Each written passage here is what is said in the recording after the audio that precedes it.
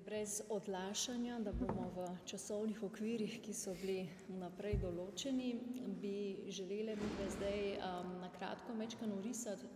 predvsem z vidika mednarodnega prava, to je področje, s katerim se ukvarjava, zgodbo okrog teh čezatlantskih trgovinskih investicijskih sporazumih. Jaz bi najprej naredila en kratek uvod, v katerem bi skušala orisati nek kontekst, v katerem se ta pogajanja odvijajo in sklepanje teh sporazumov. Nato pa bo potem kolegica predstavila podrobneje ta okoljski vidik, ki ga zajemajo ti sporazumi, na kar se bova potem obe skupaj vrnili k nekaterim zaključkom. Torej najprej uvodoma. Zdaj, včasih se zdi, kot da so pogovori oziroma pogajanja o teh sporazumih neka popolna novost in grožnja, ki jo je zdaj nujno treba se z njo soočati in po možnosti preprečiti. Ampak vendarle, ko se je oblikoval trenutno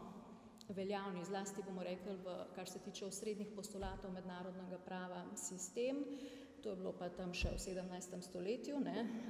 so se dogovorili, da pač osnovno pravilo bo suverenost, da ta pa suverenost držav pomeni pa, da se lahko medsebojno tudi dogovorijo o določenih oblikah sodelovanja in zlasti po drugi svetovni vojni so države vedno bolj prehajale iz sistema neke koeksistence v sistem kooperacije, se pravi sodelovanja, in to na raznih področjih. In eno od teh področij je tudi sodelovanje in povezovanje na področju trgovine in mednarodnih investicij. In tako so začele sklepati številne bilateralne pogodbe, najprej so se imenovale pogodbe o trgovini, prijateljstvu in plovbi, potem so jim dali še kakšna druga imena, potem se je začelo sklepanje bilateralnih investicijskih sporazumov, ki jih je danes blizu 3000 na svetu sklenjenih bilateralno med posameznimi državami. In potem so začele države sklepati tudi tovrstne sporazume med več kot dvema državama, recimo tipičen primer je NAFTA, sporazum za Severno Ameriko. Vzporedno s tem so pa tekla tudi pogajanja in dogovori o vzpostavitvi nekega mednarodnega svetovnega sistema trgovine, najprej v GATT sporazumih po drugi svetovni vojni in nato v oblikovanje Svetovne trgovinske organizacije leta 1995, ki skuša nekako na globalni ravni vzpostaviti določena pravila mednarodnega trgovanja. In zdaj v tem kontekstu se je tukaj zdaj pojavila ideja, da bi pa dve globalni, bomo rekli, partnerici, Združene države Amerike, konkretno, če se osredotočimo na ta sporazum, za katerega pogajanja še potekajo, se pravi čezatlantski sporazum o trgovini in investicijah, in Evropska unija na drugi strani, pač povozili, bomo rekli, vse obstoječe bilateralne trgovinske in investicijske sporazume, ki jih že imajo, in sklenile nov sporazum, ki bo uredil to področje. Z tega pogleda to ni nič novega in nič nepričakovanega in nič izjemnega. Je v bistvu nekaj, kar se, kot rečeno, dogaja že zadnjih 60 plus let. In z tega vidika tudi, recimo, če pogledamo način, kako se te sporazumi sklepajo, zdaj je velik poudarek na to, da se ta pogajanja odvijajo v tajnosti in imamo pač podatke, kar pridejo v javnost na različne načine. Tudi to ni nič posebnega, ker taka pogajanja potekajo v javnosti in tudi to je v bistvu v končni fazi ena temeljna sestavina sklepanja mednarodnih sporazumov, da niso vnaprej razkrita vsa stališča in pogajalska izhodišča drugi strani vnaprej. Kar z tega vidika potem to, vsaj če jih primerjamo z drugimi sporazumi, ni nekaj na prvi pogled škodljivega. Potem druga taka osnovna opazka tukaj, ki gre, je, da nobena mednarodna pogodba ne more začeti veljati in začeti ustvarjati pravnih obveznosti, če ni potem tudi potrjena med obema pogodbenima strankama v skladu z njihovimi notranjimi ureditvami. In zdaj pač na eni strani imamo ZDA, ki je samostojna suverena država, ki bo speljala svoj postopek, na drugi strani imamo pa Evropsko unijo, ki ima zelo natančno predpisan tudi zakonodajni postopek in tudi postopek sklepanja mednarodnih pogodb, kar pomeni, da vse, o čemer se Evropska komisija pogaja, zlasti v področjih, ki niso njeni izključni pristojnosti, ampak morda v mešani pristojnosti še z državami članicami, morajo predhodno potekati pogajanja znotraj same Evropske unije in mora komisija dobiti pravzaprav mandat od držav članic, da se o tem lahko pogaja. Potem gre vse, kar je izpogajano, še v odobritev Svetu Evropske unije, v katerem sedijo vse države članice in ne nazadnje morajo dobiti še privolitev Evropskega parlamenta, v katerega pa vemo je edino mednarodno telo, ki je neposredno voljeno. Se pravi nekaj, kar drugače sploh na mednarodni ravni ne obstaja. In še dodatno, k vsemu temu, Evropska unija, kot vemo, je utemeljena na ustanovitveni pogodbi, Lizbonska pogodba je zdaj to, to sta dve pač pogodbi, ampak skupaj imenujemo Lizbonska pogodba, ki je v vsakem primeru znotraj tega evropskega pravnega reda, ki je nek samostojen avtonomen pravni red, najvišje v hierarhiji. Torej tudi mednarodne pogodbe, ki jih sklepajo, morajo biti usklajene za Lizbonsko pogodbo. Se pravi, vse varovalke, ki so v Lizbonski pogodbi, bodo tiste, ki bodo nekako določale tudi vsebino mednarodne pogodbe. In vsa zakonodaja znotraj Evropske unije, ki je bila do zdaj sprejeta, se pravi vse direktive, uredbe in vse, kar se tiče področja varovanja zdravja, dela, okolja, kulturne diverzitete in tako naprej, so usklajene, morajo biti v skladu z Lizbonsko pogodbo. Se pravi, na nek način Lizbonska pogodba je na vrhu tisto glavno pravni okvir, ki bo določil tudi vsebino tazga sporazuma. In to vse sem povedala zaradi tega, ker če bi pogledali z tega zornega kota, bi potem lahko rekli, morda res ne vemo, če se navežem na prejšnja izvajanja, ne vemo točno, kaj je noter vsebina, ampak mi tudi ne verjamemo. Ne verjamemo, v tem je problem, ne verjamemo, da bodo vsi te mehanizmi, ki so predvideni, dejansko pripeljali do tega, da bo končna vsebina v korist vseh, ki pač jih vsa telesa zastopajo. Države članice, ljudstvo v Evropskem parlamentu in pa tudi telesa, ki so v bistvu neposredni predstavniki Evropske unije. In v tem je problem. In to potem ni problem teh konkretnih sporazumov, ampak je konkretni problem Evropske unije kot take, samega vere v delovanje te mednarodne organizacije. No, drug s tem povezan problem, tudi ki ga je treba omeniti in v pač dokumentih, ki so prišli v javnost, vidimo, se ga zaveda tudi Evropska unija zelo natančno, je pa ta, da je treba paziti, da se ne bi za tovrstnimi sporazumi, ki se torej nanašajo tudi na trgovino, ne samo na investicije, vzpostavil nek vzporeden sistem trgovine, ki bi bil v navzkrižju z trgovinskim sistemom, ki se je z veliko muko in po dolgotrajnih pogajanjih vzpostavil znotraj Svetovne trgovinske organizacije. Ker tovrstni sporazumi lahko rušijo zdaj sam obstoj in učinkovitost Svetovne trgovinske organizacije. In zato v členih oziroma v mandatu, ki ga lahko vidimo v dokumentaciji Evropske komisije, skozi opozarjajo, vedno bomo pazili, da to ne bo šlo v nasprotje z pravili Svetovne trgovinske organizacije. Pazili bomo, da se bodo upoštevali vsi aneksi in vsi sporazumi in tako naprej. Tako da, če bi verjeli v to, da bo na končno sporazum resnično upošteval vse te vidike, potem tukaj kakšnega večjega problema ne bi smelo biti. Problem se je potem izpostavil še z vidika, kaj pa, če recimo se potem sam sporazum ne spoštuje v praksi. In predviden je bil tukaj tudi, oziroma govora je o tem, da bo sporazum, da te sporazumi vsebujejo določene mehanizme reševanja sporov in določeni pomisleki so se postavili proti tovrstnemu reševanju sporov med investitorji in državo, investor state, pač sistem reševanja sporov. In argumenti grejo v smer, da imamo v evropskih državah in v ZDA dovolj razvite pravosodne sisteme, da ni te skrbi, utemeljene skrbi, da znotraj pač normalnih sodnih postopkov znotraj teh držav ne bi mogli priti do ustreznega sojenja in s tem tudi pač pravične rešitve. In da zato ne potrebujemo posebnega tretjega telesa, nekega arbitražnega tribunala ali pa mogoče v okviru kakšne exit arbitraže v okviru te Washingtonske konvencije glede reševanja investicijskih sporov, ker naši pravosodni sistemi vsi dobro delujejo, za razliko od morda siceršnjih bilateralnih investicijskih sporazumih, ki so bili sklenjeni včasih sprva med neko državo v razvoju in pa razvito državo in je bil ta poseben mehanizem reševanja spora vzpostavljen ravno zato, da se tega investitorja iz razvite države, ki investira v državo v razvoju, zaščiti, ker če pri njih pravosodni sistem ne deluje, da bo vseeno pač njegovi zahtevki ustrezno obravnavani pred neko nevtralno arbitražo. Pravijo, tega pomisleka mi znotraj Evropske unije in ZDA ne bi smeli imeti, ker so naši pravosodni sistemi dobro razviti.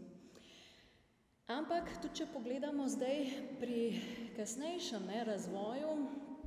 kaj se je zgodilo, tudi vsi novejši bilateralni investicijski sporazumi, čeprav so zdaj sklenjeni med razvitimi državami, še vedno vsebujejo te mehanizme reševanja sporov investitor arbitraža, z namenom, da se vseeno nekako omogoči investitorju, ki je a priori morda v nekoliko podrejenem položaju, če se bori proti državi, proti kateri morajo pred njenim pravosodnim sistemom dokazovati svoja upravičenja, v nekako bolj nevtralno situacijo, če bo pri tem odločala arbitraža. To je ideja tega mehanizma reševanja sporov, ki je v sistemu mednarodnega prava povsem izjemno, in sicer gre zelo proti suverenosti države, da lahko posameznik nastopi proti državi pred mednarodnim telesom. Ampak če pogledamo pa prakso, pa ugotovimo, da v večini teh arbitražnih postopkov, ki so se odvijali pred tovrstnimi mednarodnimi arbitražami, se pravi investitorji in države, praviloma zmagujejo države.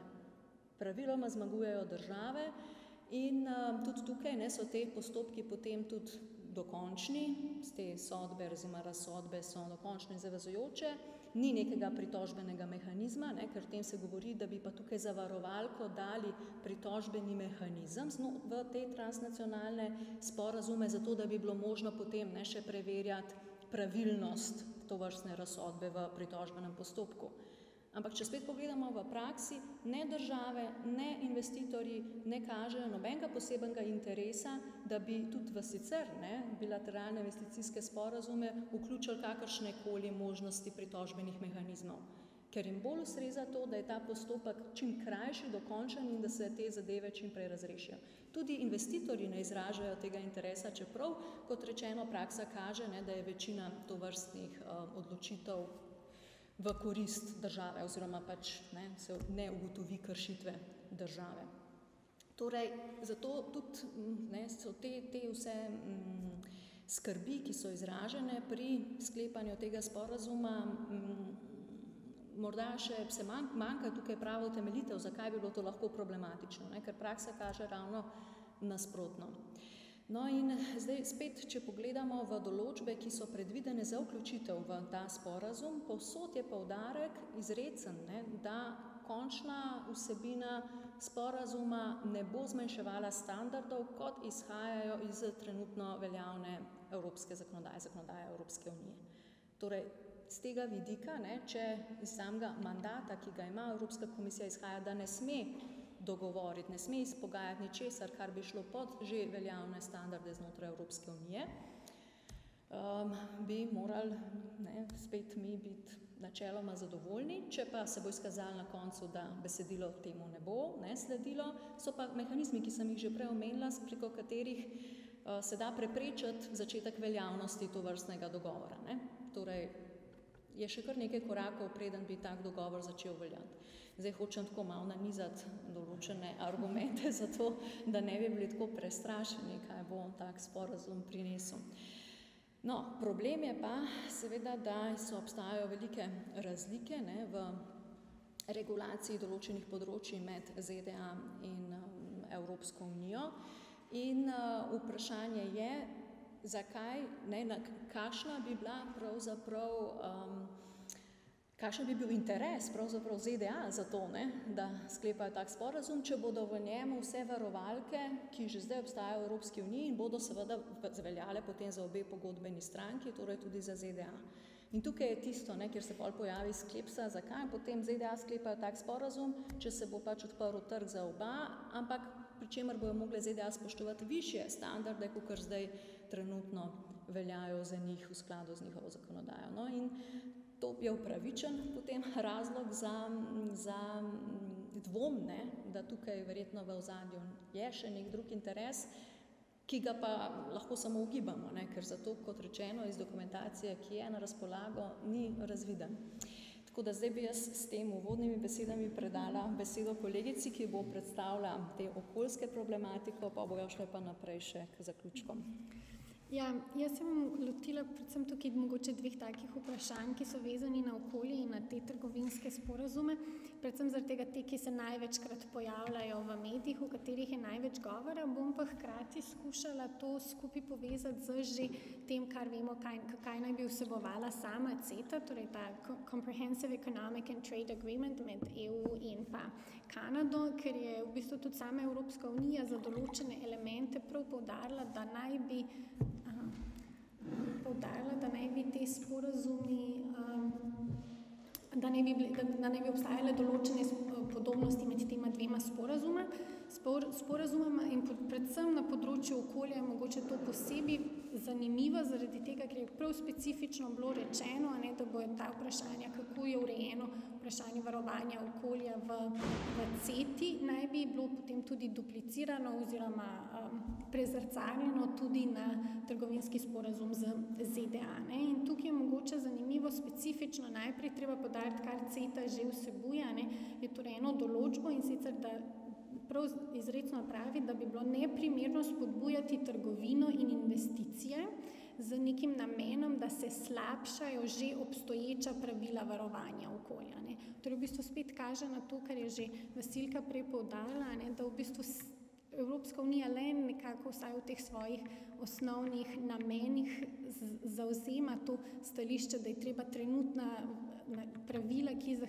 jih imamo, ki so sprejeta, ohraniti in mogoče na tem graditi. In mogoče tudi poudariti to, da vedno je govora o harmonizaciji pravil, ne o deregulaciji pravil, tako kot se mogoče velikokrat omenja in nakazuje. Ne gre se za to, da ne bi mi probali poiskati tukaj neko skupno stališče. In tukaj iz teh dveh uvoda bi mogoče poudarila, pa se mogoče samo na hitro majčkeno omenila, ker je zanimivo, veliko govora o uporabi kemikalij in same uredbe REACH v EU, kako naj bi v bistvu zdaj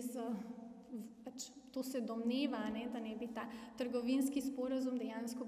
povzročil to, da bojo kar naenkrat pri nas v Evropski uniji lahko uporabljali različna sredstva in kemikalije, ki prej po evropski zakonodaji niso bile dovoljena. In mogoče je tukaj zanimivo ravno to, da kar je že povedala Vasilka prej, torej da je v bistvu evropska zakonodaja tukaj zelo stroga in da predvsem za vidika okolja poudarja eno zelo pomembno načelo in to je previdnostno načelo. Torej, da se moramo pri vseh aktivnostih, ki jih izvajamo na področju EU, in to previdnostno načelo je spet v Evropski pogodbi zapisano, da moramo vedno poskrbeti za to, da če obstaja kakršnakoli verjetnost, da bi lahko nastala resna ali nepopravljiva škoda, da se mora država na to odzvati in zato v bistvu izvesti ustrezno ravnanje, da bi to škodo se trudila preprečiti. Torej, neko skrbno ravnanje mora država zavzeti. In zdaj to previdnostno načelo je tukaj ključno, ravno pri teh pravilih, kaj bo, ne glede na to, kakšna bo recimo na koncu prišla besedilo tega trgovinskega sporazuma, v zvezi z tem vprašanjem kemikalij, bo ključno to previdnostno načelo. Torej, tudi ne glede na to vsebino, bojo države morale upoštevati tudi previdnostno načelo. Pa ne samo zaradi tega, ker je previdnostno načelo v Evropski pogodbi, ampak tudi zaradi tega, ker ima večina držav danes že to previdnostno načelo zapisano v nacionalni zakonodaji. Tudi ZDA ima v določenem omejenem obsegu. To previdnostno načelo je danes zapisano v skoraj 50 teh multilateralnih dogovorov, pogodb o varovanju okolja na različnih področjih in tudi to previdnostno načelo je danes že, lahko rečemo, splošno sprejeto kot pravilo običajnega mednarodnega prava. Kaj to pomeni? To pomeni, da ga morajo da to pravilo zavezuje vse države. Torej, ne glede na to, ali so stranke katere pogodbe, kjer je to pravilo zapisano ali ne, to pravilo jih zavezuje, kar pomeni, da pri vsem, kar one počnejo v zvezi z varovanjem okolja, ne, je to previdnostno načelo tisto, ki jih mora na koncu voditi pri njihovem ravnanju. Ne. In torej, tudi ne glede na to, kako so potem ti sporazumi podpisani, sprejeti, kakšno bo njihovo besedilo, ne, jih mora to načelo voditi, da ne grejo v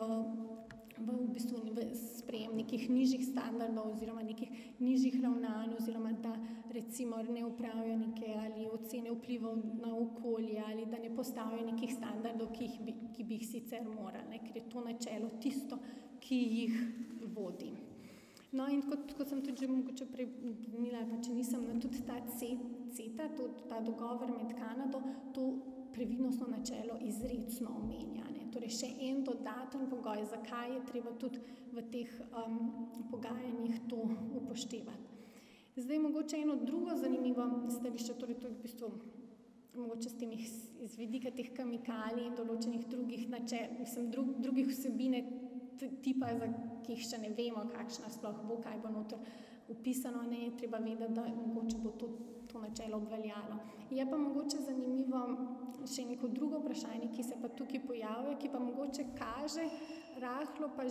pa tudi na to sposobnost, v bistvu potrditev nekega tega strahu, ki ga nasprotniki teh sporazumov imajo, je pa vprašanje v bistvu dostopa oziroma prodaje goriv na evropskem trgu, ne, torej v tej direktivi o kvaliteti goriv. In mogoče se zanimivo samo zaradi tega, ker se bom tukaj bolj specifično osredotočila na CETO, ampak iz CETE lahko nekako razumemo, da bo to veljalo verjetno tudi za TTIP, je pa sicer ravno to, ne, uporablja v bistvu dostop, dovolitev prodaje olja, ki je pridobljen z katarskim peskom in pa v bistvu zemeljskega plina pridobljenega z hidravličnim drobljenjem oziroma s tem frackingom na evropskem trgu. Tukaj se spet zdaj so pojavila straha, da bo s temi novimi sporazumi to dejansko omogočeno, tudi uporaba na evropskem trgu, kjer je pač seveda ideja, da se Evropska unija za to, da doseže te svoje cilje, ki si jih je zastavila, ne, zmanjšuje uporabo goriv, ki imajo zelo visoko ogljično vrednost. Ne. In tukaj specifično izstopata ravno ta katranski pesek in pa ta zemeljski plin skozi to, ki je pridobljen z frackingom. No in tukaj recimo, ne, tukaj pa mogoče zanimivo, ne, da bi bil ta strah lahko upravičen, zaradi tega, ker se je ravno za temi pogajanji, ki so potekala vzporedno z CETO, izkazalo tudi to, ne, da je Evropska unija, ko je leta 2009 sprejela to direktivo o kakovosti goriv, ne, torej kakšna goriva naj se uporabljajo, ni v bistvu sprejela direktivo, postavila si neke cilje, ni pa nikoli določila načina, kako bo to direktivo implementirala. Ne. In zdaj tukaj v tem naj bi sledil ravno ta postopek, kako bomo pa mi zdaj to implementirali, kako bomo dosegli, kako bomo te zahteve, ki si jih zadala v tej osnovni direktivi, spoštovali. In ravno tukaj je potem vzporedno z temi dogovori v CETI ta sistem dogovarjanja o tej direktivi mačkan se zaustavil, mačkan je nekako smo izgubili vedenje o tem, kaj se s tem dogaja, ne, in potem je bila v bistvu sprejeta ta trgovinski sporazum z Kanado, medtem ko še vedno nimamo pa sprejetega tega sporazuma, kako bomo mi implementirali te zahteve o gorivih, ne, kar v bistvu nekako kaže, da verjetno, če se hoče, se da tudi po strani doseči, da so neki standardi se mačkan spustijo z željo, da se doseže določeno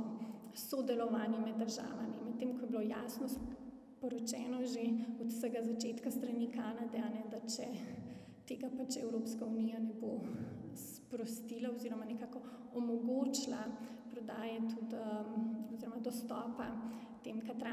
olju iz katranskega peska na evropskem trgu, da verjetno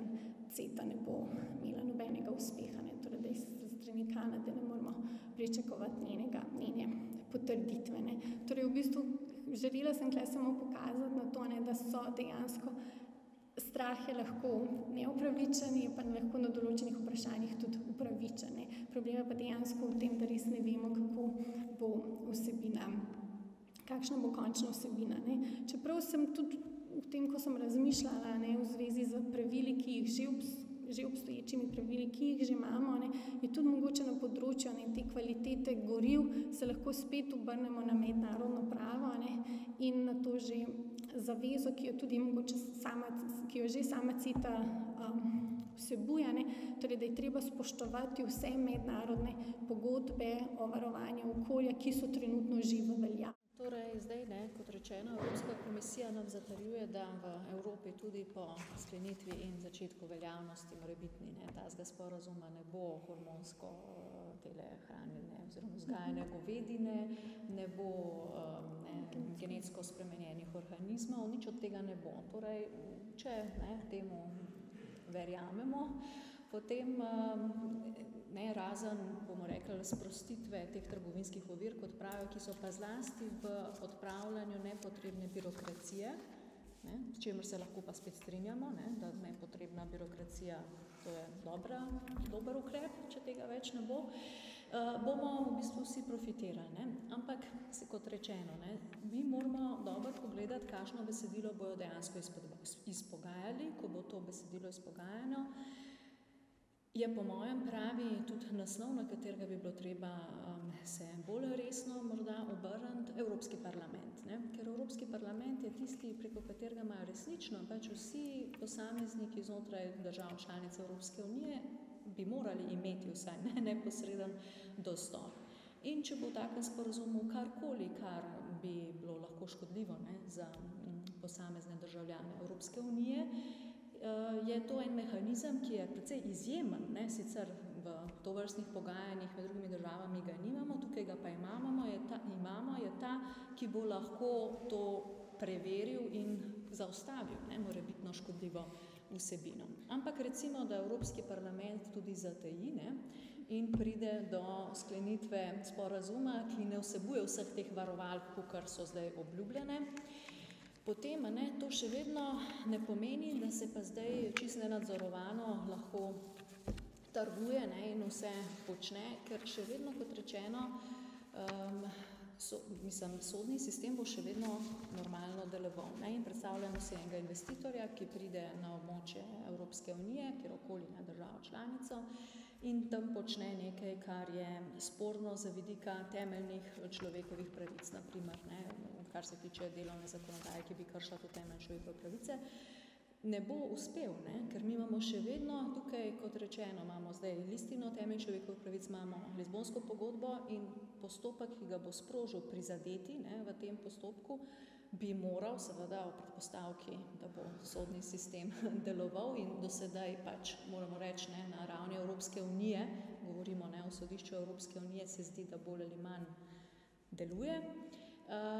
je še dodatna, potem varovalka, ker tukaj ne bo samo to, bom rekla, dvostransko razmerje ZDA pa posamezne države članice Evropske unije, ampak bo končna varovalka še sodišče Evropske unije in pa ne nazadnje, tudi Evropsko sodišče za človekove pravice, ker vemo, da zdaj poteka tudi postopek pristopanja Evropske unije k celotnemu sistemu varovanja pred Evropskim sodiščem v Štrasburu. Tako da vsekakor je na mestu, po mojem mnenju, neka pozornost, spremljanje in preverjanje dejansko, kaj se v tovrstne sporazume zapisuje, zlasti z vidika varovanja, kot rečeno, vseh teh pravic, zdravja, dela, okolja in tako naprej. Če bi bilo karkoli narobe, imamo na srečo tukaj določene varovalke na mestu, kar je pa morda bolj lahko skrbi, vsaj globalno bomo rekli, pri sklepanju teh sporazumov, je pa druge države, je pa vse države, ki niso zajete. Zato, ker kot rečeno, te sporazumi, čeprav pravijo, da bojo nikakor ne posegali v režim, ki je vzpostavljen za Svetovno trgovinsko organizacijo, vendarle lahko pride do neke trgovine, ki bo odstopala od tiste, ki velja za ves preostali svet, razen ZDA in EU. In za njih je pa to lahko še morda bolj škodljivo, ne, kot za vpletene v tem sporazumu, če se naruši ta trgovinski sistem in potem pridemo nazaj na stanje leta 1945, kar se tiče urejanja, ne, svetovne trgovine. Ker kot vemo, tukaj so določeni zastoji, ne, v pogajanjih v okviru Svetovne trgovinske organizacije. Zelo težko je dosežen ta konsens, ki obstaja, ker ko znotraj trgovinske organizacije se vse odloča s konsenzom, ne. To je ena tipična taka značilnost, se pravi, da lahko tudi manjši ali pa rečemo manj razviti še imajo besedo, ne, in lahko določene mehanizme, ki bi bili škodljivi, zaustavijo. Ne, znotraj takih, rekli, bilateralnih, če rečemo ZDA in EU, se pa potem oni med sabo zmenijo in jih ne zanima več, ne, kaj delajo vsi ostali. In znotraj Svetovne trgovinske organizacije je tudi poseben mehanizem reševanja sporov, ne. In tudi ta mehanizem reševanja sporov zopet temelji v osnovi na konsenzu. In zopet obstaja nevarnost, da ga s tovrstnimi sporazumi, ne, NAFTA je že tak primer, pa te sporazumi lahko bi tudi bili, porušijo, ne, ta mehanizem, ki pa nekako vzdržuje neko tako globalno ravnotežje med vsemi trgovinskimi partnerji v svetu, ne samo v zahodni hemisferi. Ima še zaključno misel?